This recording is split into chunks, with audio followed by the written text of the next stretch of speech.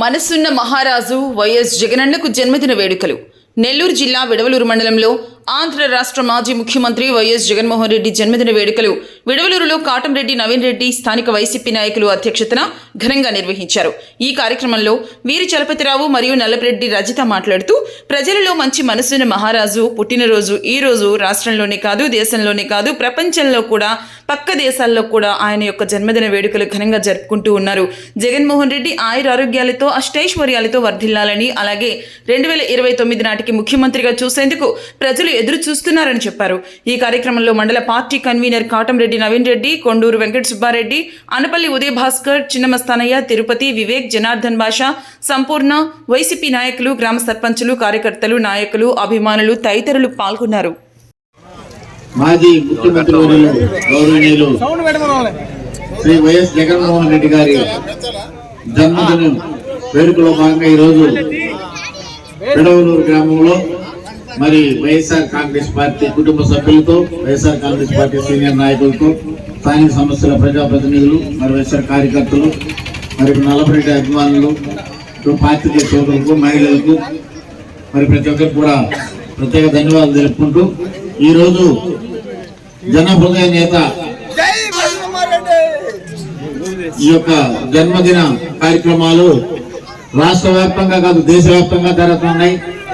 ఇతర దేశాల్లో కూడా జగన్మోహన్ రెడ్డి పుట్టినరోజుని ఘనంగా ఏర్పాటు చేసుకుంటా ఉన్నారు. కాబట్టి దాంట్లో భాగంగా ఈరోజు మన విడవలూరులో ఈ టైంలో కూడా ఈరోజు నియోజకవర్గం మొత్తం మీద ఎన్నో దగ్గర మరి రక్తదాన శిబిరాలు అయితేనేమి, అన్నదాన కార్యక్రమం అయితేనేమి, కేక్ కట్ చేసి మన నేతకు పుట్టినరోజు, ఇటువంటి పుట్టినరోజులు ఎన్నో జరుపుకోవాలి.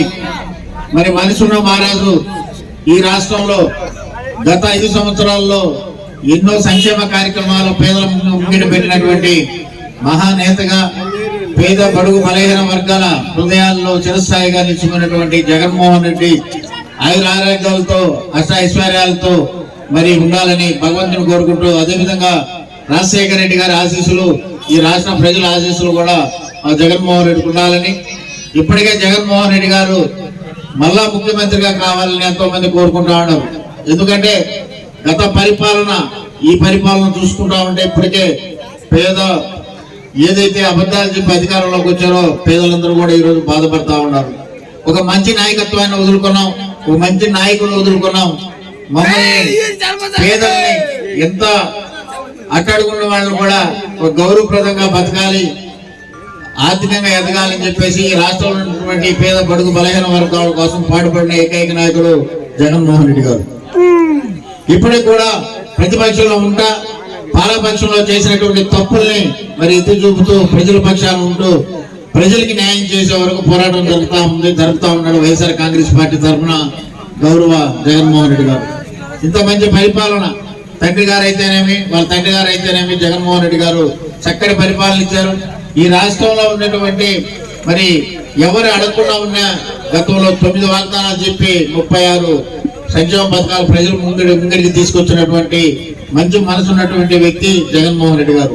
ఆయన పరిపాలన కావాలని కోరుకుంటా ఉన్నారు. కాబట్టి ఆయన ఈ దుష్ట శక్తుల్ని ఎదుర్కోవాలంటే భగవంతుని కోరుకునేది ఆయనకి ఆయురారోగ్యాలు ప్రసాదించాలి, మంచి ధైర్యాన్ని అయితేనేమి, మరి వీళ్ళ దగ్గర నుంచి ఎదుర్కొని మరి పేదలకు జరగాల్సినటువంటి మంచి కార్యక్రమాలకి ఆయన మంచి మనసును కూడా ఇచ్చి మరి వాళ్ళ కుటుంబంలో మరి భగవంతుడు కూడా అన్ని విధాలా ఆశీర్వదించాలని ఈ రాష్ట్ర ప్రజలు కోరుకున్నట్టుగా 2029 తప్పకుండా ముఖ్యమంత్రి అయి మరి ఇక్కడికి ఉన్నటువంటి ప్రజలందరి ఆకాంక్షలు కోరుకు మరి ప్రజలైతే ఏదైతే కోరుకుంటున్నారో అటువంటి పరిపాలన కావాలని కోరుకున్నారు. కాబట్టి మంచి మనిషికి మా జగనన్న గారు మళ్ళా ముఖ్యమంత్రి అయ్యే వరకు కూడా పేదలందరూ కూడా ఎదురు చూస్తున్నారు. కాబట్టి అటువంటి మంచి మనిషి పుట్టినరోజుకి మమ్మల్ని ఇక్కడికి ఆహ్వానించినటువంటి ఈ యొక్క మండల నాయకులందరికీ, మండల కన్వీనర్ గారు అయితేనేమి, మండలంలో సీనియర్ నాయకులు, స్థానిక సంస్థల ప్రజలు ప్రతి ఒక్కరు కూడా ప్రత్యేక ధన్యవాదాలు తెలుపుకుంటున్నాం.